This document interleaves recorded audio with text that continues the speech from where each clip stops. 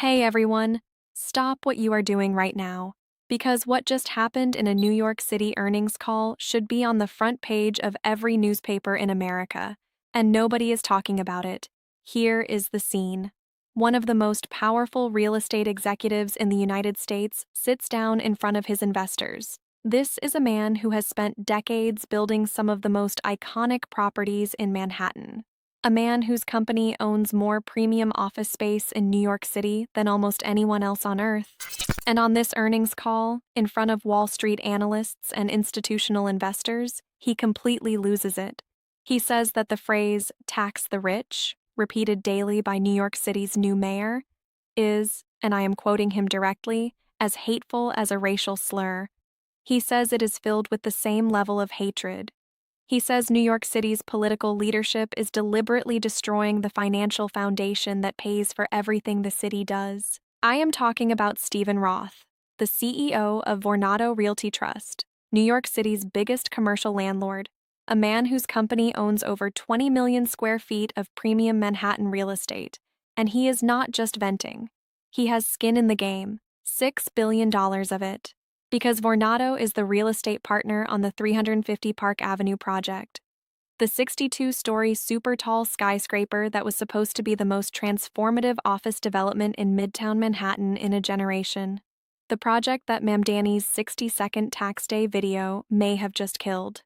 By the end of this video, you are going to understand exactly what Roth said, why it matters, and why the person who is going to pay the price for this political theater is not Ken Griffin or Stephen Roth. It is every single New Yorker whose schools, roads, and city services depend on a tax base that is quietly walking out the door. Hit that subscribe button right now because this one goes extremely deep. Let us get into it. Let us start with Stephen Roth and Vornado because most people outside of real estate do not know this name, and that is exactly why this story has not gotten the attention it deserves. Vornado Realty Trust is one of the largest real estate investment trusts in the United States. The company owns and manages over 20 million square feet of office and retail space, almost entirely concentrated in Manhattan and the surrounding New York metro area. We are talking about some of the most valuable commercial real estate on the planet. The Pennsylvania Plaza Complex, One Penn Plaza, 220 Central Park South, the same building where Ken Griffin owns his $238 million penthouse, dozens of other trophy properties across Midtown and Lower Manhattan. Stephen Roth has run Vornado for decades. He is not a political activist. He is not a pundit. He is a businessman whose entire empire is built on the premise that New York City remains one of the most desirable places on earth to own and operate commercial real estate. When Stephen Roth says New York City's political leadership is destroying its own foundation, he is not making an ideological argument, he is making a financial one. And he has $200 billion worth of Manhattan real estate telling him he is right to be terrified. Now let us talk about what actually happened on that earnings call, because the words Roth used are extraordinary for a man in his position. Roth told investors directly that the phrase, tax the rich, the central slogan of Mayor Mamdani's political brand, is, in his view, filled with the same level of hatred as a racial slur.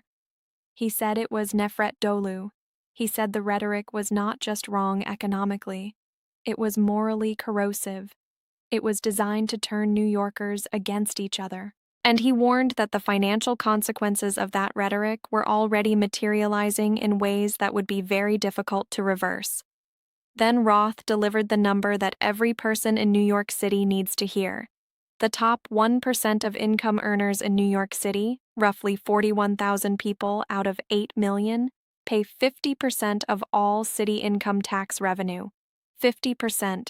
Half of everything the city collects to pay for its schools, its police, its fire department, its subway, its hospitals, half of it comes from 41,000 people. And those 41,000 people are exactly the demographic that Mamdani has built his entire political identity around attacking. Think about what that means mathematically. If even a small fraction of that top 1% decides that New York City is no longer worth the hostility, if they move to Miami, to Dallas, to Greenwich, Connecticut, the revenue hole that opens up is not marginal, it is catastrophic. And it cannot be filled by taxing the people who remain, because the people who remain are already paying the highest combined city and state tax rates in the entire country.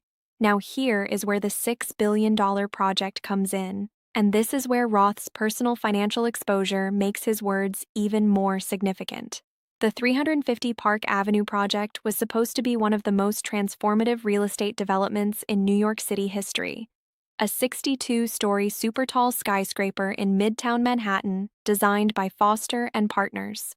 1.85 million square feet of premium office space. The anchor tenant, the company that was going to take 850,000 square feet and make the entire project financially viable, was Citadel and Citadel Securities, the hedge fund empire of Ken Griffin.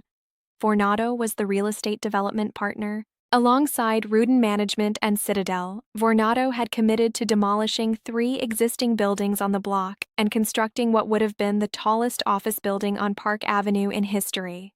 The city council approved it unanimously, 48-0.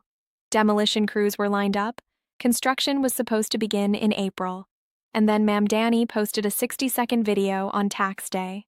He stood outside Griffin's penthouse. He pointed at the building. He named Griffin personally. He said, "Today we are taxing the rich." 500,000 views, 48,000 likes. And within days, Citadel was signaling it was reconsidering whether to move forward with the project.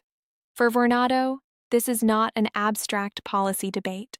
This is an existential threat to one of the most significant development projects in the company's history. If Citadel walks, and remember, Ken Griffin has already walked away from one American city before, Chicago, and he did not look back, Vornado is left holding a development site with 3 demolished buildings, hundreds of millions in sunk costs, and no anchor tenant. Roth compared this scenario directly to Amazon's canceled HQ2 project in New York in 2019. When Amazon pulled out of its planned Long Island City headquarters after facing political opposition, the city lost 25,000 jobs and billions in economic activity. The political movement that celebrated Amazon's departure is still celebrating it today. The neighborhoods that were supposed to benefit from those jobs are still waiting. And here is the part that Roth made absolutely clear on that earnings call. The damage from losing 350 Park Avenue would be significantly worse than Amazon HQ2. Because this is not just about one company's offices. This is about the signal it sends to every other major corporation in the world that is deciding whether to anchor a significant investment in New York City.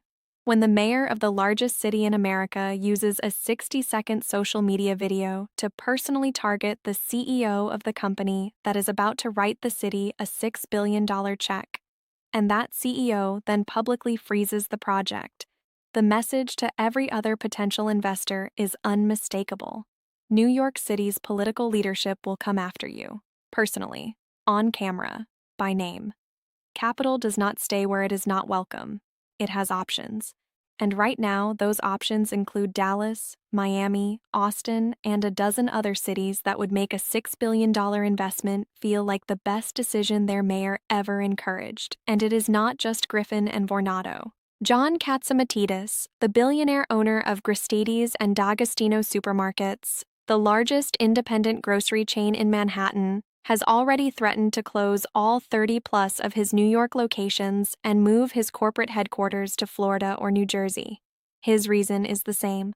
Mamdani's plan to open government-run grocery stores that pay no rent and no property taxes makes it mathematically impossible for private operators to compete.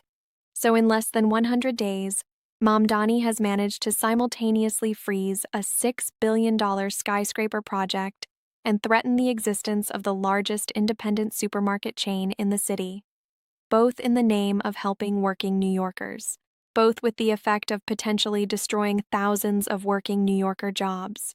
Here is the number that ties all of this together. New York City is currently running a $5.3 billion budget deficit.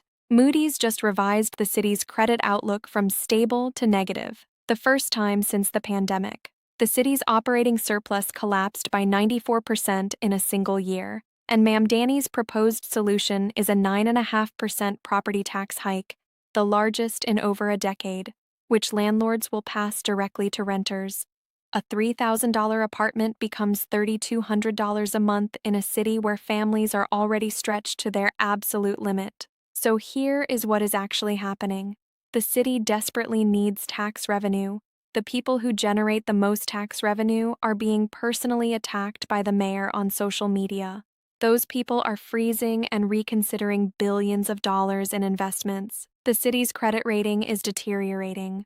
And the proposed solution is to raise taxes on the people who cannot afford to leave, the renters, the small business owners, the middle-class families who are already paying the highest costs in the country.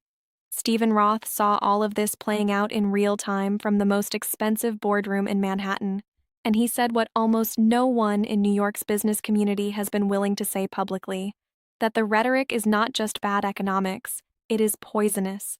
It is designed to generate political energy by creating enemies, and the enemies it is creating are the exact people whose tax dollars fund the progressive programs Mamdani says he wants to expand.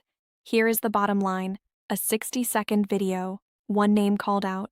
And now New York City's biggest commercial landlord is comparing the mayor's rhetoric to racial hatred on a public earnings call. A $6 billion project is frozen. The city's credit outlook is negative. And the top 1%, the 41,000 people who pay half of everything, are doing the math on whether New York City is still worth it. Roth has been in New York real estate for decades. He has seen mayors come and go. He has survived recessions, pandemics, and financial crises. When a man like that goes on a public earnings call and says what he said, he is not panicking. He is warning you. And the question is whether anyone in City Hall is listening. I want to hear from you. Do you live in New York? Do you think Roth is right, or is this just billionaires protecting their own interests? Drop it in the comments because this is one of the most important conversations happening in American real estate right now.